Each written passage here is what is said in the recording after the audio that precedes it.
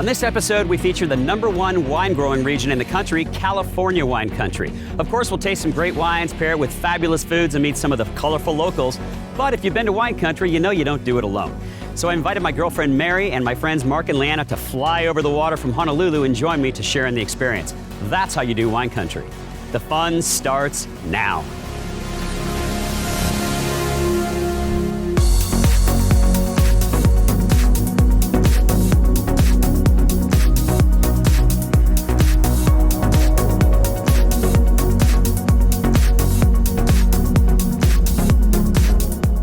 The postcard, baby. This is what people come from all over the world to see.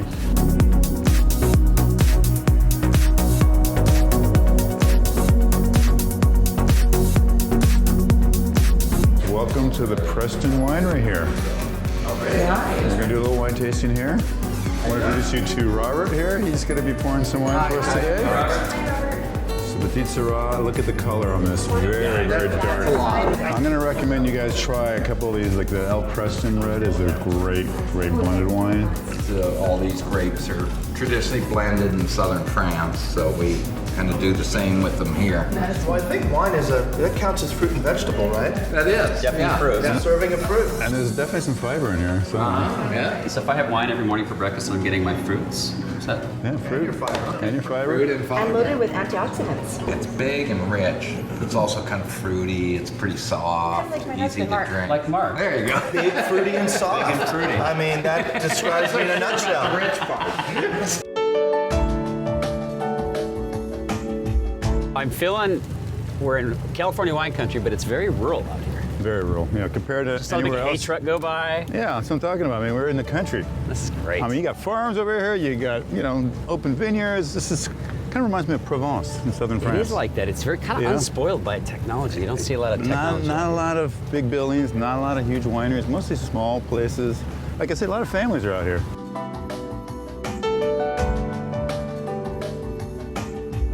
You got some fancy wines here. 95 rating. We were very happy there. We would have done cartwheels for a 90. What should we be looking for in this? What you're gonna see is some dark red fruit there, some dark cherry and a little bit of plum.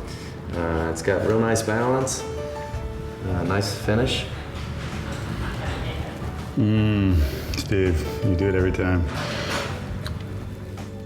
Oh yeah. I like that. All right, you guys, welcome to a special treat here in the wine country, and that's sampling right out of the barrel. This is wine that's been aged now for a little while, but we get to taste it before it hits the bottle, so this is a really kind of special treat. Okay, so the old wine's in, you're gonna get much more complexity with this one, more concentrated fruit. And this one will give you hints of cherry, caramel, and mocha. It is absolutely delicious. The nose is awesome. Yeah, it's just an amazing. Give it a little, open it up a little bit, just give it a little air. Randy, I want to thank you for a great day. The bike tour was awesome. Well, thank you Here's so to much you. for coming out, you guys. You guys are all great. Good cyclists. Enjoy the good wine. And come back and visit us in Sonoma County. Oh, we will. Thank you. If you're a wine connoisseur, you probably store your wine. So here's a little wine storage 101 for you. If you have a cooler, set the temp at 55 to 60 degrees, dessert wines at the bottom, whites in the middle, reds at the top. If you don't have a wine cooler, look for a room like this. No temperature fluctuations, cool, dry, perfect. Set the wines on its side, but never, ever, ever store your wines on top of your refrigerator. How many of you are just busted right now? Reason why? Vibrations. Not good for the wine. There's your Wine Fast Fact 101. We have a special treat for you today. We've done food segments all over the world, but never have we been in the kitchen of a world-renowned chef. This is the father of wine country cuisine, Chef John Ash. You know, I was sort of the first. I mean, it was a long time ago. When I first came to Sonoma County, to Santa Rosa, there was no good food here, which was surprising because it was an amazing agricultural area. A winemaker friend of mine took me to what was then the best restaurant in town, and I'll never forget this. It was the middle of summertime, and here was all this wonderful stuff being grown around here. And this best restaurant in town was serving canned vegetables. And I said, you know what? I could be a big fish in a small pond. That's fantastic. Yeah. What are we gonna make? We're gonna make the simplest, everybody should know how to make this. So it's the simplest dessert in the world. The Italians call it Zabaglione. French call it Sabayon. I describe it as it's kind of like all of the great relationships in my life. There's this wonderful thing. It's there, but then it's not there, and that's kind of about my relationships. So great memories there, but not there anymore. That's really good. Well, I'm willing to help. So okay, you're going to do it. So what we're going to do is I've taken some egg yolks here, a little bit of lemon juice, and this is just your own liking. We're going to add some sugar, so it's that kind of balance, and you add as much or as little as you want to, and then carefully measure the wine. You don't That's actually careful. have to do- that's careful. Very careful. And what we're going to do is whisk this together, all of these things, until they're combined. And then I'm going to let you do this. We're going to put it on top of the simmering water here. So we just set it on top. Do I sure. continue whisking? Yeah, and keep whisking like crazy. So your objective is to keep it moving and to actually beat air into it. And what will happen is that it will rise up like the souffle. We won't see any liquid egg anymore. Oh, I can see it. And what we want to do is get it off there before we scramble the eggs. And if you look at it, there's all of the liquid egg is gone, so Yep. we've cooked it. Any fruit that you like is, you can put on here. So this is the kind of thing that you could do, even if you hadn't planned on dessert. And really, that's it. So there you Oh go. my.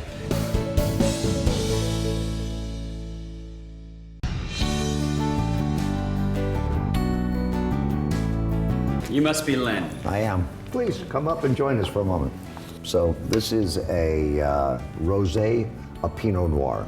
We make this from our best grapes. This has a nose, it has a taste. The key elements of wine, and particularly a Pinot Noir, even a rosé, a Pinot Noir, is that there should be balance. But the three basic things is that there's a nose. You have a smell, that the taste, they call it the mid-palate, is consistent with the smell, and the aftertaste or the finish is long and also consistent.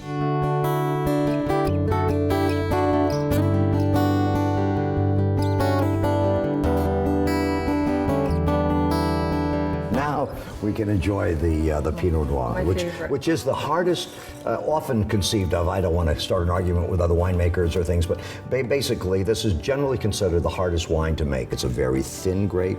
The balances are and in the farming it is a very difficult thing. It's a many layered grape. It doesn't have that much tannin. You just really have to do this right to get it. So this is really it's one reason we attracted our winemaker here. I mean, she wanted to make a great. I saw one of your Pinots won a 97 point. Yeah, just right. And this has a nose, just pops out at you from way. You don't even have to put your nose way in the glass, although it's good to do so.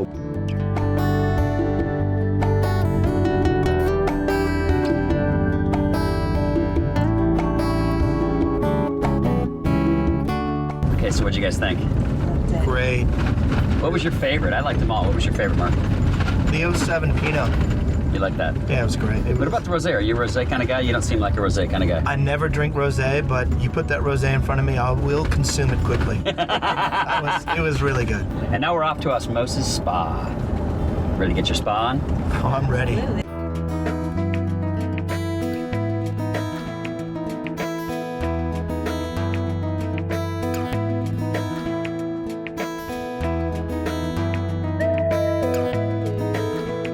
Hello, welcome. Hello. Konnichiwa. I have a lovely tea service for you today. This tea that I'm going to serve you actually works in conjunction with the enzyme bath. It's a nice part of your treatment. So what can you tell us about the enzyme bath? Neither one of us has done this before. It's a really wonderful heat treatment, and what's so unique about it is it's generating its heat biologically through a process of fermentation. The bath has over 600 active plant enzymes that are catalyzing the different woods in the bath to undergo a fermentation process, and the heat is a byproduct of that process.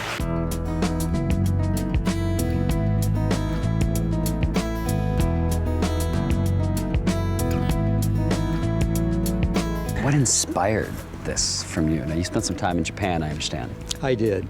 I went over to Japan to study the traditional landscape gardening and meditation. And in the process, I stumbled across this amazing enzyme bath.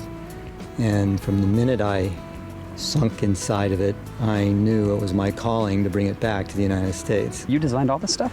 Well, actually, I collaborated with some fantastic associates to do this, including Robert Ketchell from England, who's one of the preeminent Japanese landscape gardeners probably on the planet right now. Nice.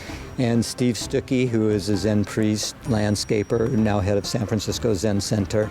So we had a lot of intention to create a meditative environment here. Your massage therapists are wonderful, and you can actually have massage in a pagoda or in a standard massage room, right? That's right, and we're really happy to have been working for 25 years now with an absolutely fantastic community of very gifted healers who are really motivated in their own personal development as well as their own massage technique to really create the most elevated and profound massage experience you could imagine. We've had a great day. We started our day with wine. We took a little break for the Osmosis Spa, which was amazing, and now we're back to wine. But I need to say, arigato gozaimasu. Do itashimashite.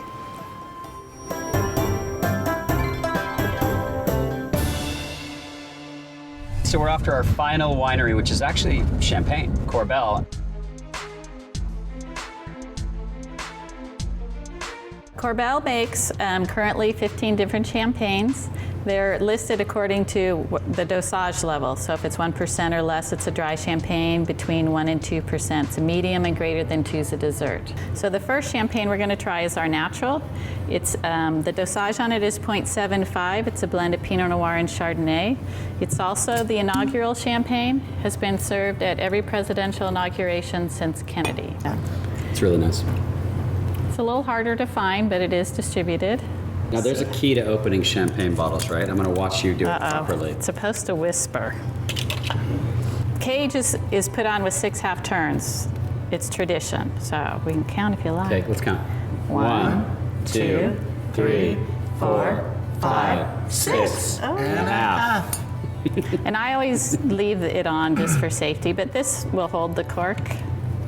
And when you open it, it should just whisper. So if I do it right. Oh. How's that? Music to my ears. So this is the Brut Rosé. So it does see a little bit of skin time because that's where the color comes from. So to get a little bit of pink, a little bit of time, we're talking hours. Really? Yeah, not very long. Well, that's it for today. Come back and see us again.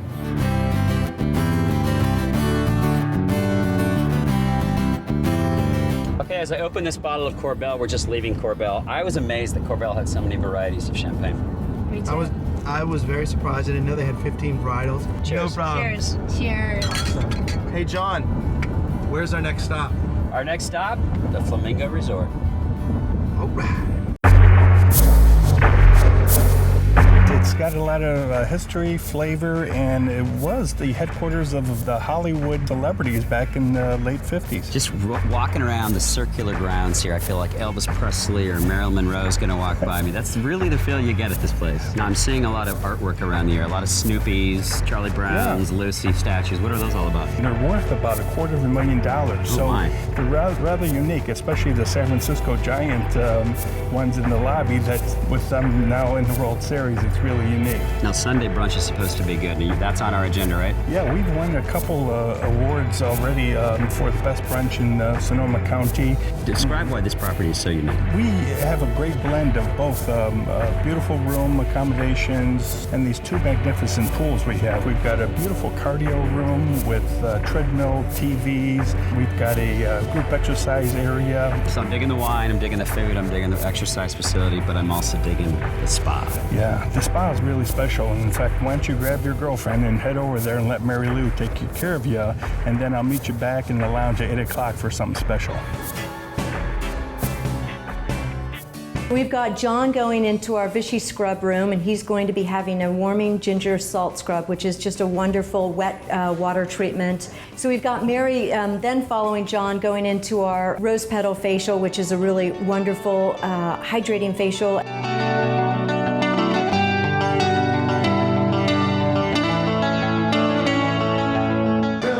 Antonio. Hi. John Olson, how are you, buddy? John, good. How are you doing? Dan says to show up at the lounge at 8 o'clock. Yes. And there's some surprise happening for us. What's up? Absolutely. You're actually going to be doing a salsa class tonight. So you got your basic down, your side basic, and you're good to go. You guys did great. Okay, we didn't see Elvis, but we had a great time at the Flamingo Resort. We got our spa on, we learned how to salsa dance. Next time you're in Santa Rosa, check this place out. It'll take you straight back to Las Vegas in the 1950s.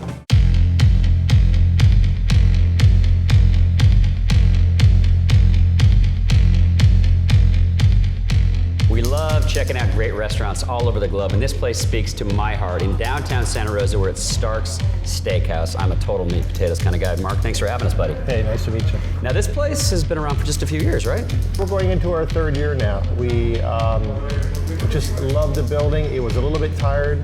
We came in and just redid it and brought back all that old history to it.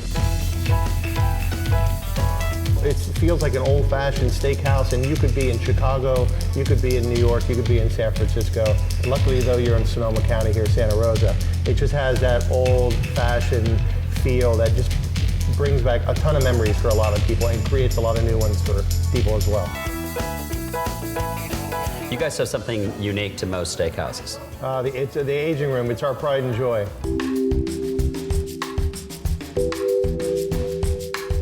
An aging room really is the old-fashioned way of aging beef and creating that real good beefy flavor. What are your signature dishes? Beef. Well, yeah, of course, but like which cut? Well, the unique part about Stark Steakhouse is that there's several different ways to get your meat on. And what I like to do is get several cuts on the table, several different sauces, and just everybody get a little bit of everything. Come to Stark Steakhouse and get your meat on. When you think of Sonoma wines, you think of Sebastiani. This was one of the first vineyards in all of Sonoma County. You step into this amazing structure and it's just, you feel like you're in history. Samuele Sebastiani used to drive this tank on the back of a wagon up to the quarries to sell wine by the tin cup to the workers up there. About a nickel a cup back then. I love that. Actually, it's about a nickel a cup right now. It's more than a nickel come a long way, baby. You've got a great tasting room. Yes, it's a beautiful structure.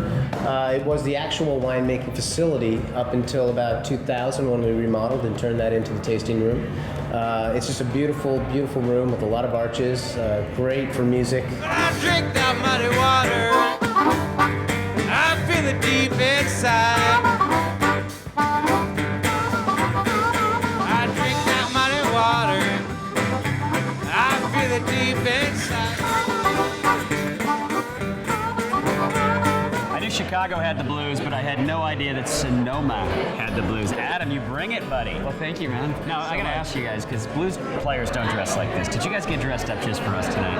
Well, you know, it's kind of a new thing. I've been dressing up for my gigs a little bit lately. It wasn't just for us, come on. It wasn't just for you, I promise. The whole band looks good, man. Well, you know, I just told them what I was wearing, and I told them I just wanted them clean and covered, you know, and they all listened to me for a change.